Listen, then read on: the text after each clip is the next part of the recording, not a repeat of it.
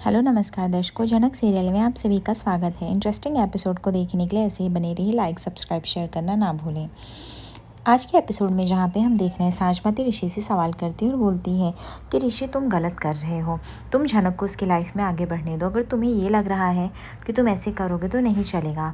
और तभी यहाँ पे ऋषि बोलता है ऐसा कुछ भी नहीं है, झनक के लिए बस फीलिंग्स है, दैट्स इट। तभी यहाँ पे साजमती बोलती मतलब तुम अदिति से प्यार नहीं करते हो। ऋषि बोलता है ऐसा नहीं दीदी, मैं अदिति से प्यार करता हूँ इसलिए तो मैंने शादी की। तभी साजमती बोलती ऐसे कैसे हो सकता है, एट अ वन टाइम तुम दो लोगों से प्यार कैसे कर सकते हो, ज़रूर एक से नहीं करते होगे ऋषि, ऐसा नहीं होता है। तभी ऋषि बोलता है दीदी मुझे कुछ भी नहीं समझ में आ रहा, मुझे झनक से कब प्यार हुआ, कब उसके लिए इतनी स्ट्रॉन्ग फीलिंग आई, मुझे कुछ भी नहीं पता चला। मैं बस आपके सामने ये सब डिस्कस कर पा रहा हूँ, अदरवाइज़ ये सब चीज़ें मैं मन से बाहर नहीं निकालता हूँ। तभी साजमती बोलती है प्लीज़ ऋषि किसी की भी लाइफ कॉम्प्लिकेट मत करो, वो लड़की भी बहुत छोटी है, उसके सामने पूरी ज़िंदगी पड़ी है। अगर तुम उसकी लाइफ ऐसे ही कॉम्प्लिकेटेड कर दोगे तो वो आगे कैसे चलेगी। तुम्हें उसकी लाइफ ईजी बनानी है और जब तुम चाहोगे तभी तो उसकी लाइफ में कोई आएगा। तभी ऋषि बोलता है कि दी आई थिंक आप सही कह रही हो, पर मैं अभी उससे कोई कांटेक्ट नहीं रखने वाला हूँ, मैं अदिति के साथ फोकस करने वाला हूँ। बट मैं क्या करूँ, मेरा दिल दिमाग झनक के लिए भी घबराता है। तभी यहाँ पे साजमती बोलती ऐसे मत करो ऋषि, तुम दो नाव में सवार नहीं हो सकते, वे तुम्हारे लिए ही बहुत खतरे से कम नहीं होगा। तभी ऋषि बोलता है गॉट इट दे, अब मैं झनक की लाइफ में इंटरफेयर करना बंद करूँगा, क्योंकि अगर मेरा इंटरफेरेंस कम दिखेगा तभी झनक अपनी लाइफ में आगे बढ़ सकती है, अदरवाइज़ वो अटकी रहेगी। और मैं नहीं चाहता ऐसा कुछ हो। दूसरी तरफ हम देखते हैं यहाँ पे मिष्टी घर पे पहुँचती है और अपनी माँ को सारी बातें बताती। तभी उसकी माँ बोलती है क्या, अदिति पूछती है मतलब साजमती दीदी वहाँ पे क्या कर रही थी।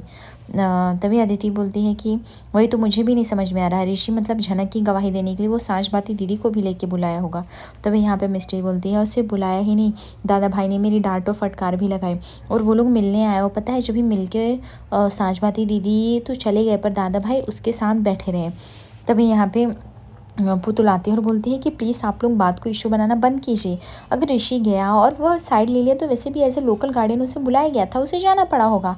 तभी यहाँ पे नीलू बोलती है रियली, तू तो मत ही बोल पुतुल, तू कभी तो समझा कर अदिति की कंडीशन, तेरी शादी हो गई, तुझे अच्छे से पता है सब कुछ तेरे साथ क्या हो, लेकिन तू अभी भी नहीं समझना चाहती, तेरे दिल में ऐसा क्यों रहता है सबके लिए। तभी पुतुल बोलती है कि नीलू दी आप तो इस बारे में बोलिए ही मत, कहीं की बात कहीं लेके मत जाइए। तभी यहाँ पे उसके ऋषि के बाबा बोलते हैं कि हमें एक घर में एक दिन के लिए शांति मिलेगा कि नहीं, बेटा बता क्या हुआ। तभी यहाँ पे पायल बोलती है कि मुझे नहीं लगता इतनी जल्दी उसको कॉलेज वाले इतना माफ़ कर देंगे। तभी यहाँ पे मिष्टी बोलती है बस मुझे पता था आप लोग भी ऐसे ही सवाल जवाब करेंगे, इसलिए मैंने रिकॉर्डिंग लाई है ताकि आप लोग ये रिकॉर्डिंग सुनो। जैसे मिस्टी रिकॉर्डिंग ऑन करती है और ऋषि बताता है कि मैं पहले झनक पति पत्नी थे, हम इस शादी को मान रहे थे बट हमारा डाइवोर्स हो गया और हम इस रिश्ते से आज़ाद हैं। अदिति बोलती है कि प्लीज़ स्टॉप कर दो मिस्टी, मैं इससे ज़्यादा नहीं सुन सकती, व्हाट इज़ दिस, मेरे से नहीं होता है। तभी यहाँ पे नीरू बोलती है ऋषि को ये सब बोलने की क्या ज़रूरत है, मुझे अभी भी नहीं समझ में आ रहा है। तभी यहाँ पे मिष्टी बोलती सिर्फ इतना ही नहीं, अगर आप लोग को सुनना है ना तो साजपाती दीदी का भी सुनो रिकॉर्डिंग, तब आपको पता चलेगा दादा भाई कैसे उसको बचा रहे थे सबके सामने। तभी यहाँ पे अदिति बोलती बस दैट्स इनफ, अब मैं यहाँ पे इस घर में एक मिनट नहीं रह सकती, मुझे इस घर से जाना होगा। तभी नीलू रोक लेती है और बोलती है अदिति ये तुम क्या कर रही हो, तुम ऐसे इस घर को छोड़ के नहीं जा सकते।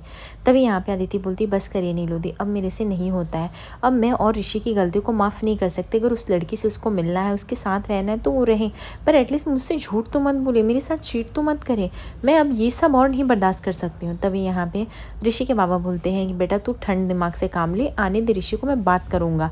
तभी यहाँ पे अदिति बोलती बिल्कुल भी नहीं, हम लोग कब से बात करें, आप लोग कब से बात कर रहे हो, लेकिन अब मुझे नहीं लगता इसका कोई तोड़ है, हम बात नहीं कर सकते।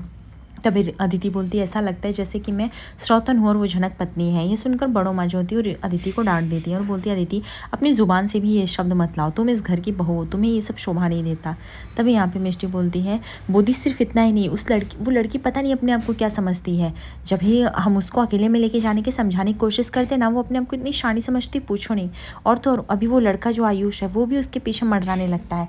इन सेंस कहो अभी तो कहने में ऑकवर्ड लगेगा, लेकिन वो जहाँ भी जाती है उसके ऑटोमेटिक खुद के आशिक बन जाते हैं, जो उसको कोई ना कोई लड़का उसको बचाने आ जाता है।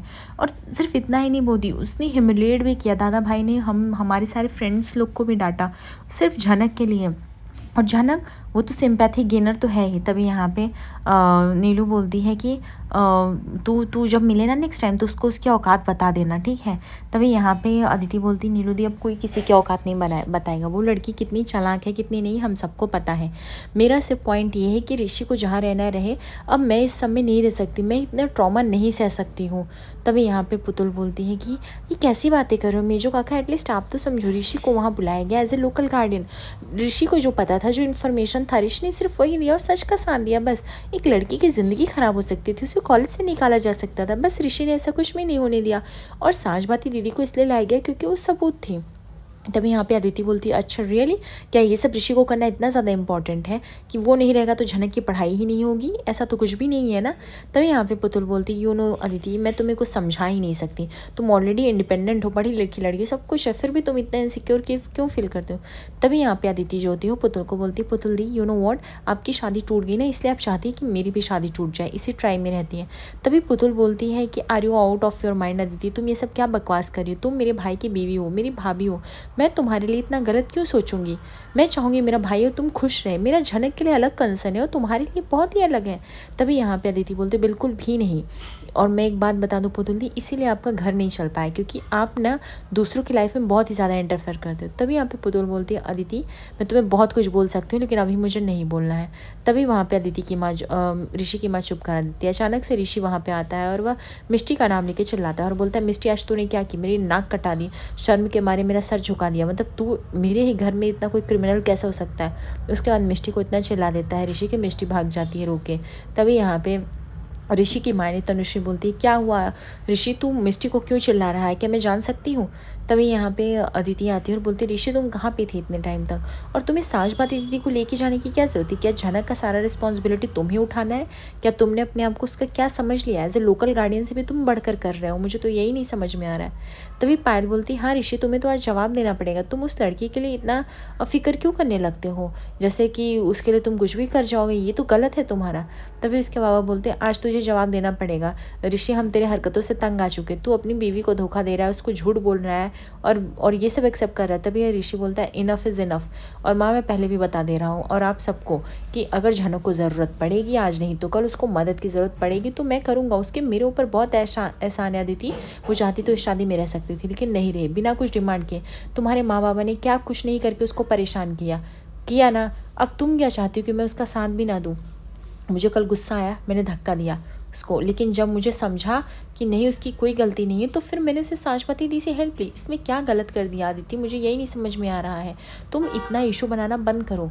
यू नो वॉट, तुम्हें ऐसा पता नहीं क्यों लगता है कि तुम्हें क्या लगता है मैं तुम्हें पल पल की खबर देता रहूँ, तो मेरे से ये नहीं होगा। मैं तुम्हें एक बात क्लियर कर देना चाहता हूँ अदिति, ठीक है? झनक क्या मुझे जब भी फ़ोन करेगी, उसे हेल्प की ज़रूरत लगेगी, मैं करूँगा, ठीक है? तभी यहाँ पे अदिति बोलती, आई नो, मुझे पता है कि यही सब तुम्हें लगने वाला। तभी यहाँ पे ऋषि की माँ बोलती है, बस करो ऋषि, तेरी हरकतों पे मुझे वैसे भी शर्म आ रही है, अपनी बहन को छोड़ के तू उस लड़की को सपोर्ट करने के लिए गया है। तभी ऋषि बोलता है, जब बहन ही अच्छा काम नहीं करेगी तो मैं क्या करूँगा?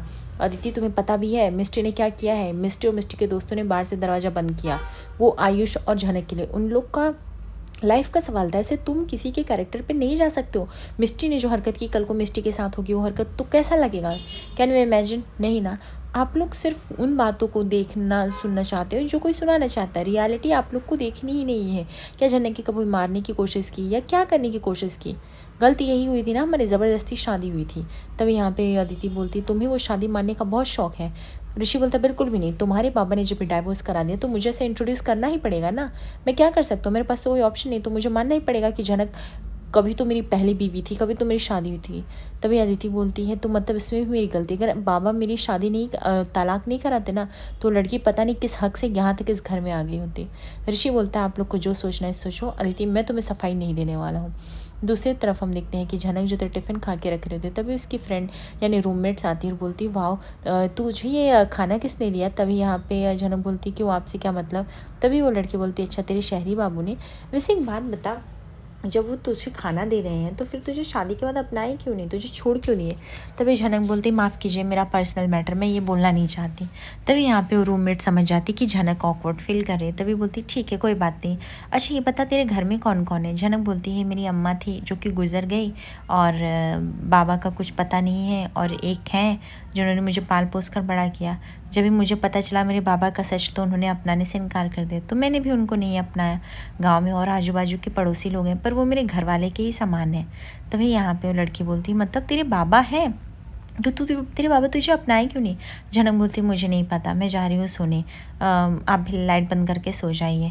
उन्होंने नहीं अपनाई, उनकी मर्जी थी। तभी वो बोलती तेरी माँ तो सही थी ना। जनक बोलती मेरी माँ से ज़्यादा सच्चा कोई नहीं था। यह कह के वो सो जाती है। और उसके बाद हम देखते हैं कि मिष्टी का कॉल आता है झनक के रूममेट्स का, और वो मिष्टी बोलती है कि तू झनक के ही साथ सोती है ना, उसके साथ रूम शेयर करती है ना। तभी वो बोलती हाँ बोलना क्या हुआ। मिष्टी बोलती तुझे एक काम करना है, तुझे ना झनक के फ़ोन से ऋषि दादा को कॉल करना है, ठीक है, मिस कॉल देना है 3 से 4 मिस कॉल। और उसके बाद मुझे पता है इतनी रात को अगर कॉल जाएगा तो बोधी तो उठ ही जाएंगे, ऋषि दादा भी उठ जाएंगे, दोनों को गुस्सा आएगा और उसके बाद झनक की वॉट लगेगी। काम इतनी सफाई से करना कि कुछ पता ही नहीं चले। उसके बाद झनक सोचती रहेगी कि ये कैसे हुआ कैसे नहीं। यह कह के मिष्टी कॉल रख देती है और वह अपनी फ्रेंड को ये सब बोल देती है करने के लिए। उसकी फ्रेंड जो होती है वो चुपके से जाती है और झनक का फ़ोन लेके वह मिष्टी जो नंबर भेजती है उसको सर्च करती है, जहाँ पे ऋषि नाम से डायल होके आ जाता है और तुरंत वह कॉल लगाने की कोशिश करती है। दूसरी तरफ अदिति सोच रही होती है कि ऋषि मैं दिन भर तुम्हारा वेट करती हूँ, तुम रात को आके सो जाती क्योंकि तुम झनक की पढ़ाई और कॉलेज में इतने ज़्यादा बिजी हो कि तुम्हें कुछ पता भी नहीं चलता कि तुम्हारी बीवी को क्या चाहिए। मैंने तुमसे कभी ये एक्सेप्ट नहीं किया था ऋषि, मुझे शादी के बदले प्यार वो तो मिल ही नहीं रहा है। तभी अचानक से अदिति देखती है कि ऋषि के फ़ोन पे इतनी रात को कॉल आ रहा है, वो भी झनक के नाम से। वो लड़की बार बार कॉल लगा के कट कर दे रही होती है। अदिति को अचानक से गुस्सा आ जाता है। अदिति ऋषि को उठा देती है और बोलती है कि देखो कॉल आ रहा है। तभी यहाँ पे ऋषि बोलता है अरे किसका कॉल आ रहा है। अदिति बोलती तुम देखो किसका कॉल है। जब यहाँ पे ऋषि देखता है बोलता है अरे झनक का। तभी यहाँ पे अदिति बोलती ओ उसको इतनी रात को कॉल क्यों करना है, क्या रात को भी चैन नहीं है तुम्हें, उसको पता है ना तुम मेरे पास सोते हो, हम पति पत्नी, क्या उसे प्राइवेसी नाम की किसी चीज़ का पता नहीं है, उसको कॉल करो अभी पूछो उसको क्या काम है। तभी यहाँ पे ऋषि बोलता है कि अरे कुछ काम नहीं होगा अदिति, और मैंने तुझसे नहीं बोला कॉल करने के लिए ना, और मे भी हो सकता है कि कोई प्रॉब्लम हो। तभी यहाँ पे अदिति बोलती हाँ तो तुम हॉस्टल के सिक्योरिटी गार्ड हो, उसका शहरी बाबू सॉल्व करेगा, क्यों सिक्योरिटी गार्ड नहीं है, कोई दोस्त नहीं है, टीचर नहीं। प्लीज़ ऋषि मैं तंग आ चुकी हूँ, तुम्हें पता है ना इन सब के चलते मुझे ट्रॉमा हो गया था, तुम खुद मुझे काउंसलर के पास ले जाते थे। तब यहाँ पे ऋषि बोलता है ओके ओके तुम शांत हो जाओ, मैं फ़ोन स्विच ऑफ कर रहा हूँ। उसके बाद ऋषि कह के सो जाता है। दूसरी तरफ झनक जो होती है वो गहरी नींद में बड़बड़ा रही होती है और वो बोल रही थी शहरी बाबू मैं आपसे बहुत ही प्यार करती हूँ, अभी आप ही हो मेरे जीवन में, जो कुछ भी हो आपको देखते तो ऐसा लगता है मानो चमकता तारा देखा है मैंने, और आपके लिए मैं कुछ भी कर जाऊंगी। अदिति दीदी के साथ आप रहो खुशी खुशी। तभी अचानक से जैसे ही सुबह होती है अदिति फ़ोन लेके आती है ऋषि को और बोलती प्लीज़ अनलॉक करो और झनक को कॉल लगाओ। झनक अपना लेक्चर्स ओवर करके आ रही होती, तभी जैसे झनक देखती है शहरी बाबू का कॉल, वो थोड़ा दूर जाती है अपने फ्रेंड से। और तभी ऋषि बोलता है हाँ झनक बोलो सब कुछ ठीक है ना। तभी झनक बोलती हाँ वो बस अभी लेक्चर से आई। ऋषि बोलता है अच्छा ओके तुमने कल मुझे कॉल किया था, क्यों किया था। तभी झनक बोलती शहरी बाबू मैंने कॉल नहीं मैंने कोई कॉल नहीं किया था, मैं तो कल बहुत ही जल्दी सो गई थी। तभी यहाँ पे ऋषि बोलता है झनक तुम याद करो कल रात को बहुत ही कॉल आया था, आई थिंक 12-1 बजे के आसपास। तभी यहाँ पे झनक बोलती नहीं शहरी बाबू मैंने कॉल नहीं किया था। ऋषि बोलता है अच्छा ओके ठीक है। तभी लेकिन अदिति फ़ोन छीन लेती है और बोलती है तुम क्या चाहती हो, तुम मेरा और मेरे पति का पीछा क्यों नहीं छोड़ देती हो झनक, कितना नाटक करती हो, और बट लेकिन तुम सच में गिरी हुई हो। सच लोग कहते हैं जिनके सर पर माँ बाबा का हाथ नहीं होता ना वो बच्चे सच में बहक जाते हैं, उनके खुद का कुछ नहीं पता होता। तुम इतनी गिरी हुई कैसे हो सकती हो, मेरा घर मेरा पति क्यों छीनने की कोशिश करी। ये सुनकर झनक को काफ़ी दुख होता है पर वह एक लफ्ज़ बोल नहीं पाती है। आगे एपिसोड पर से बने दर्शक को लाइक और सब्सक्राइब करिए। धन्यवाद।